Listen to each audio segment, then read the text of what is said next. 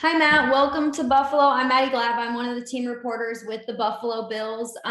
Good to get a chance to talk to you. I know you signed earlier or later last week, but what was attractive about Buffalo? Why did you want to come and play for the Buffalo Bills, knowing that they already had a couple running backs too, who are, of course, younger than you? I think just a team environment. I know a couple guys on the team that I played with before, and that I even played in college with, and just the way just the team is, and not only that, but they're winning. You want to be a part of a winning team, a team you feel like that's moving forward. For the future, and I feel like the Bills are doing that. So I'm excited to be a part of the team. And how did this come together? When did you start talking to the Bills or Brandon, Sean, and how did this 1 year deal come together for you? I would say probably over like the last week. My agent told me they expressed interest in me, and that was obviously one of my top options, and be able to get everything together as far as contract wise, and things worked out quickly. Awesome. Thanks, Matt. Thank you.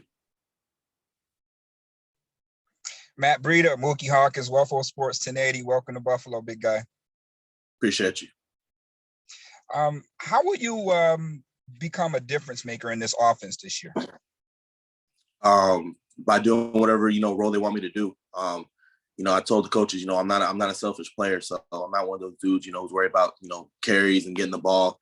As long as you're winning, that's all that matters. I think we have one goal in mind, and that's to win the big thing. So as long as we get to that goal, everything else will work itself out. Absolutely. And Buffalo is a team on the rise, and back in days, players didn't want to come to Buffalo. So when you signed with Buffalo, what other NFL player you told that you were signing to Buffalo, and what was their reaction when you told them that? I think the first person I told was Jerick McKinnon. Me and him were like brothers, went to college together. We played on the same team together in the NFL.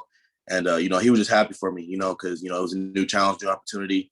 And, Buffalo, it's cold, but hey, you're playing the NFL. So, how upset can you be?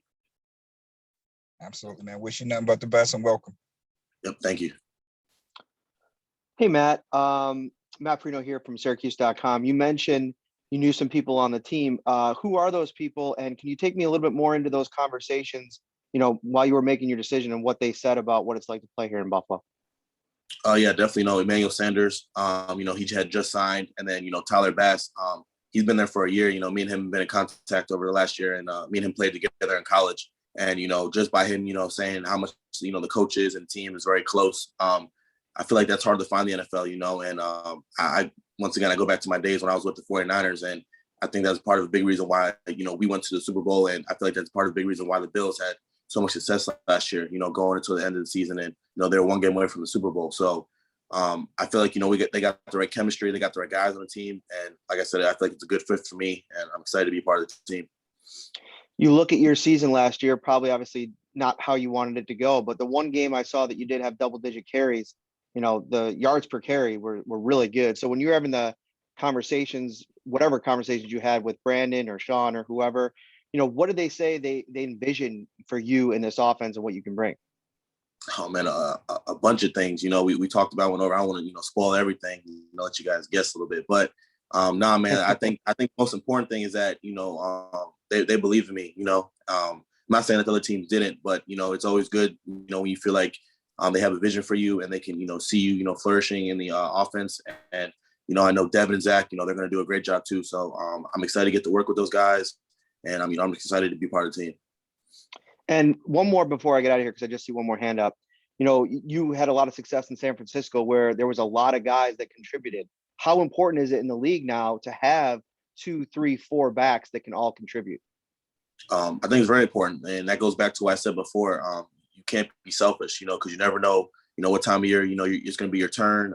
Guys do go down. It's a, fortunate nature of our business. So I feel like you got to be, ready at all aspects. And, we're only going to be as good as our, weakest link. So you want everyone on the team to be on the same level, you to be good. So, just be humble and don't be selfish, and everything else will work itself out. Thanks, Matt. Congratulations. Thank you. Appreciate you. Hey, Matt, John Scott from Spectrum News here in Buffalo. Welcome to town. Piggybacking off of that, how do you stay ready and be able to be effective when in a platoon and multi-back setting here? Some guys, they struggle because they need the carries to get into a groove. How do you navigate that? Just prepare like you're the starter every week. Whether you are or you're not, just always be in that position of you know everything. Don't let it sneak up on you like, oh, you weren't expecting to play this week, or just always be ready. And I think everything else will take care of itself. And I saw the friendly back and forth with you and Isaiah McKenzie. Do you have a response to him in regards to the race and the wheels, and who do you think is truly the fastest? And do you think maybe you're the fastest on the entire team? Man, like I said, we're gonna have to go up there and we'll race that out, and we'll let the racing do the talking for itself. But in all respect, Isaiah's a great player. I played against him, in college. I think we went to like triple overtime or something when I was at Georgia Southern and he was at Georgia. So he's a great player, and I can't wait to just be his teammate.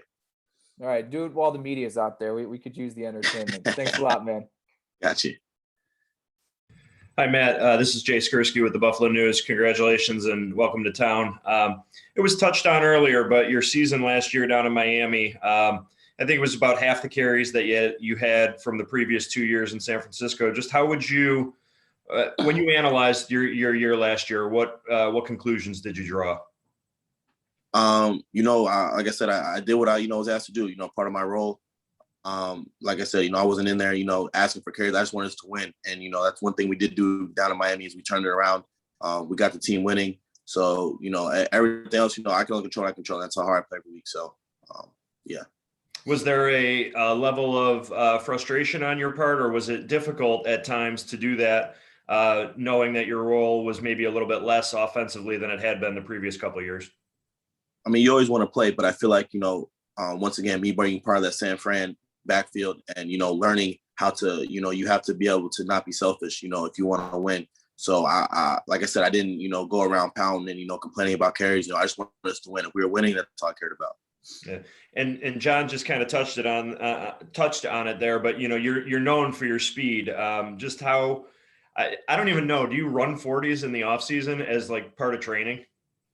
No, I don't necessarily say 40s. I do a lot of, sprint work, drill work, sometimes I go on the track and run, but, you're always trying to get faster every year. You always, trying to make sure your body's in shape. So, whatever speed work I can do, I'm going to do. Yeah. And just how do you feel like that, has helped your game, and what kind of unique challenge does that make you for a defense when you're able to use that? Oh, I mean, it creates a lot of problems, especially, when you're, I feel like more so in the passing game, when you're against a linebacker or someone who's not as, defensive end, someone's not as fast as you, it's hard for them, struggles for them to, to keep up with you. And you can create separation in a lot of ways. Thanks, Matt. Welcome to town. Thank you. All right, Matt, that's all for today, man. Thanks, man. All right. Appreciate you.